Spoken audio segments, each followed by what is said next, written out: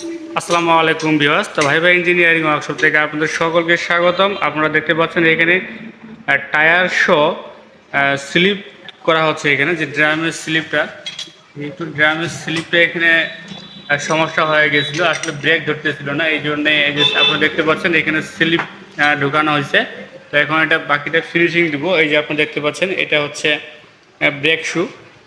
এটা হচ্ছে লিফান গাড়ির ড্রামের স্লিপের সমস্যা হয়ে গেছে, আসলে ব্রেক ধরতেছিল না, এই জন্য এটা এখন স্লিপ তৈরি করা হচ্ছে। তো অলরেডি স্লিপ এখানে ফিটিং হয়েছে, বাকিটা ফিনিশিং দিয়ে দিব। আপনাদের যাদের মোটর সাইকেলের এই ধরনের সমস্যা, তারা অবশ্যই আপনারা আমার সঙ্গে যোগাযোগ করতে পারবেন এবং কি পরামর্শ নিতে পারবেন। তেমন দেখতে পাচ্ছেন এটা হচ্ছে নতুন brake shoe, original brake shoe.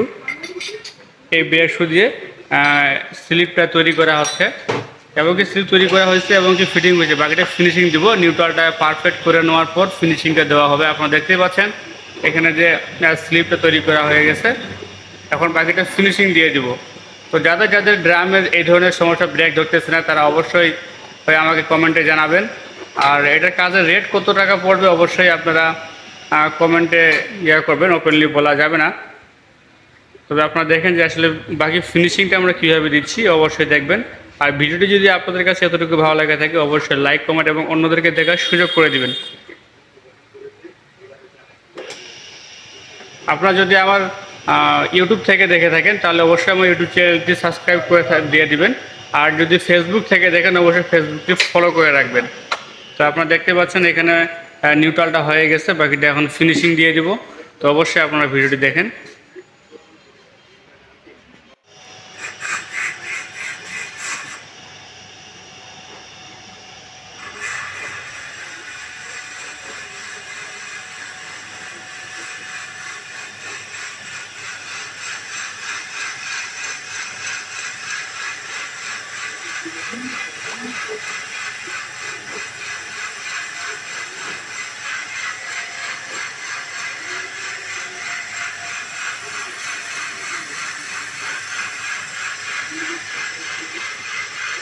তো বন্ধুরা, অনেকেই মনে করে যে আসলে ড্রাম স্লিপ করতে গেলে কি টায়ার খুলতে হবে কি না।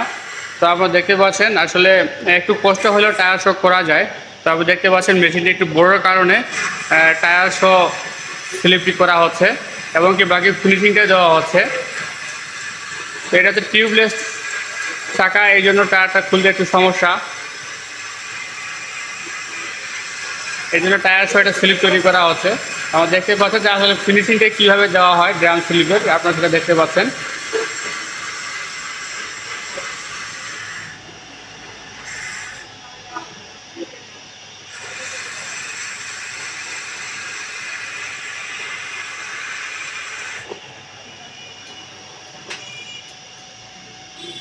এই যে হালকা হালকা করে কাটিং করে ব্রেক শুটা চেক করতে হবে, নাহলে আবার ডিস্টার্ব হয়ে গেলে সমস্যা। দেখতে পাচ্ছেন হালকা হালকা করে চেক করতে হবে। মাপ মোটামুটি হয়ে গেছে শেষের দিকে। আপনারা অবশ্যই ভিডিওটি ধৈর্য সহকারে একটু দেখুন।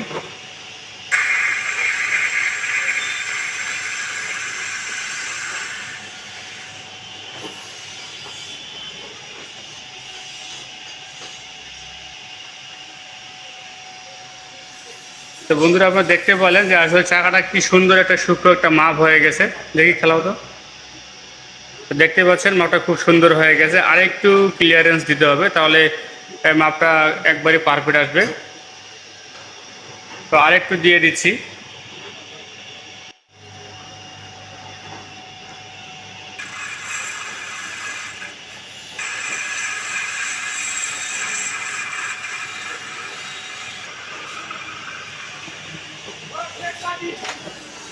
তো বন্ধুরা, আপনারা দেখতে বললেন যে আসলে কীভাবে ফিনিশিংটা করলাম। আমি যদি আপনাদেরকে ব্রেক শুটা আরেকটু দেখাই, দেখাও তো আরেকটু।